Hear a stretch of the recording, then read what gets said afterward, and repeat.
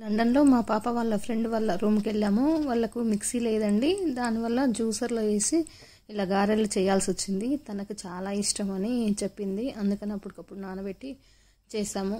సూపర్గా వచ్చాయి, కాకపోతే కొంచెం లూజ్ అయ్యింది పిండి. గారెలో వేయటం కోసం ఉల్లిగడ్డలు, పచ్చిమిరపకాయలు, అల్లం, వెల్లుల్లి, పచ్చిమిర్చి, జీలకర్ర అన్నీ రెడీగా పెట్టుకున్నాము. ఇలా కచ్చపచ్చగా చేసుకోవడం కోసం కూడా కష్టం పడాల్సి వచ్చింది. చిన్నగా కచ్చపచ్చగా చేసుకొని దాంట్లో కలుపుకొని గారెలు వేసుకోవాల్సి వచ్చింది. ఈ ఉల్లిగడ్డ, పచ్చిమిరపకాయలు అన్నీ వేసినాక కొంచెం జీలకర్ర వేసి కచ్చపచ్చగా మిక్సీ పట్టుకొని ఉన్నాము. మనం పట్టుకున్న పిండిలో కొత్తిమీర, ఉల్లిపాయ ముక్కలు, అట్లనే ఉప్పు సరిపడా వేసుకొని ఈ కచ్చపచ్చ దంచిన పచ్చిమిర్చి పేస్ట్ కూడా వేసుకొని కలుపుకున్నాము. గారెలు అయితే సూపర్గా వచ్చాయి, కాకపోతే కొంచెం లూజ్ అయింది. మన ఇండియాలో ఎలా చేసామో గారెలు అంతకంటే టేస్టీగా వచ్చాయి. సూపర్ అంటే సూపర్గా ఉన్నాయి.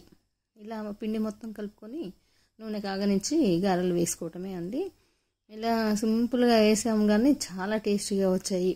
జ్యూసర్లో కూడా వేసుకోవచ్చని అర్థమైపోయింది.